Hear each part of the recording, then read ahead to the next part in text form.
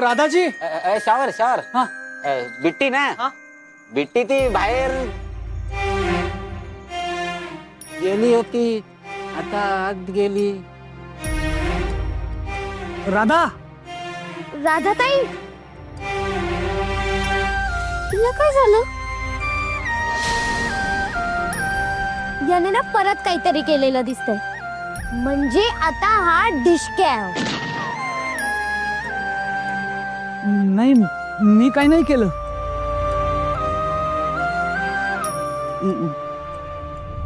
Stop, फुल stop.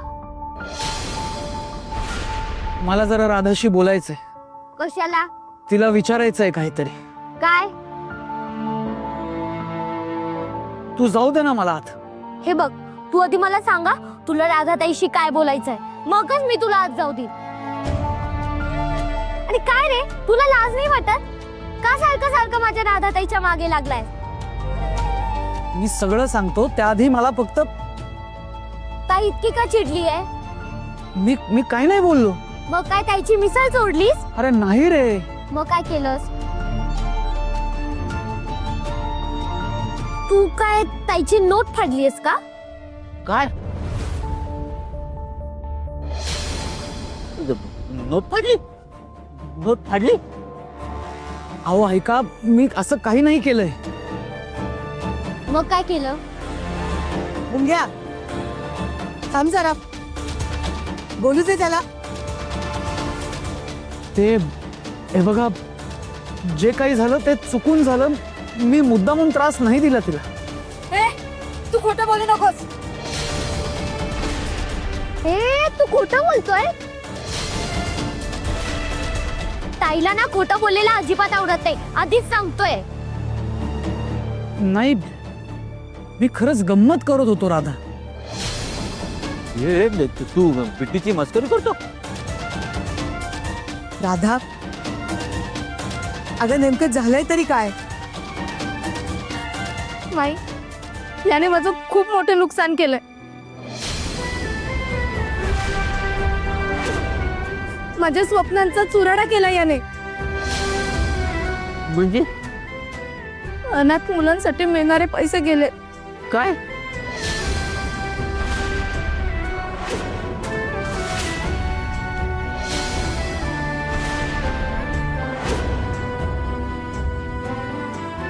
हो, मला ह्याची कल्पनाच नव्हती की एवढं सगळं होईल.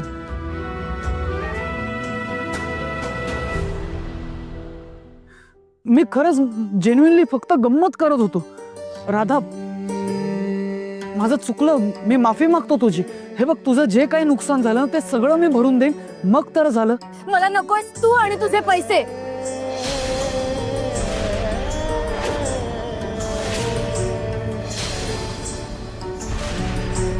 का असं करतोयस तू?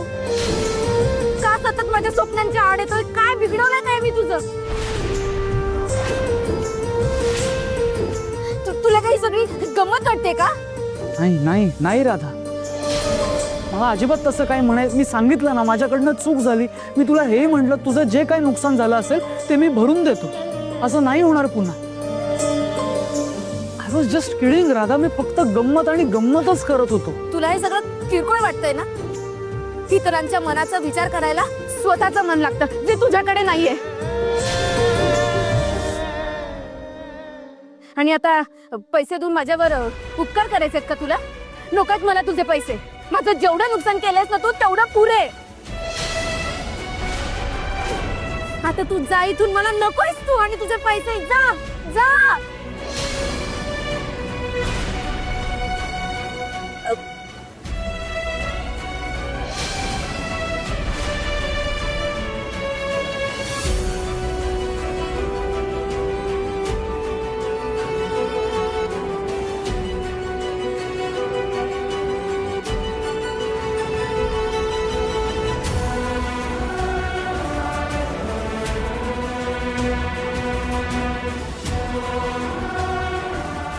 ताई,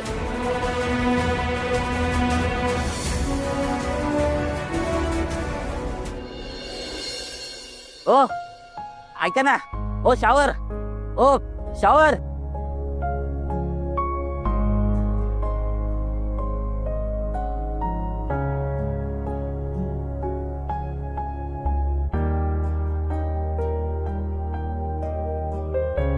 आमच्या बिट्टीचं म्हणजेच राधाचं मनाला लावून नका की. तिचं दुःख मोठं आहे हो. तुम्ही ना त्याची काळजीच करू नका. नाही, तुमच्या राधाच्या म्हणण्यानुसार मला तर काही मनच नाहीये, नाही का? मग माझं मन कसं दुखवणार? मला काय कळतं कोणाचं काय दुःख असतं ते? जे कळतं ते तुमच्या राधाला कळतं, जे काय मन आहे ते तुमच्या राधालाच आहे, मला काहीच नाहीये. अहो ते रागाच्या भरात बोलली असेल. हे बघा, हा, मला माहित नव्हतं तिला त्या नोटेचं काय महत्व आहे ते, म्हणून मी थोडीशी गंमत केली. चूक झाली माझी, मला मान्य आहे. मी पैसे पण देत होतो ना, तिने नाही घेतले. आता त्या मदतीपेक्षा तिला तिचा रागच जास्त महत्वाचा असेल तर आय कॅन्ट हेल्प इट. म्हणजे मी काय करणार तुम्ही मला सांगा. कसं आहे, 5-5, 6-6 वर्षाची अनाथ पोरं, कधी त्यांना जेवायला मिळतं, कधी ते उपाशी राहतात. कसे जगतात त्यांना त्यांचं माहिती. या अजाणत्या वयात या जगात मायेशिवाय जगता येत होते.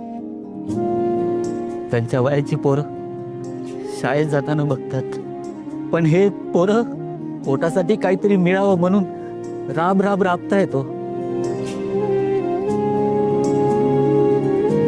तुम्ही पिट्टीची मस्करी केलेली तिला चालली असती. नशिबाने अनेकदा ती केली.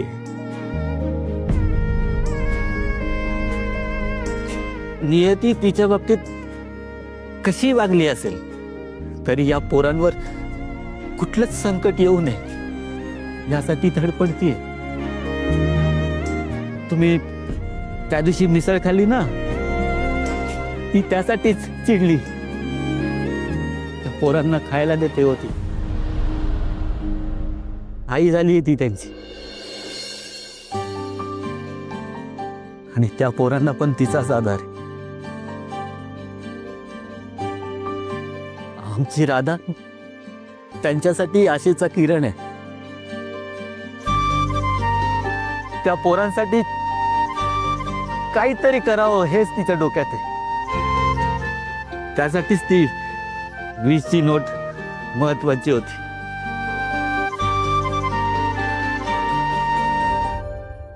मला सांगा, एवढं मौल्यवान मोठं स्वप्न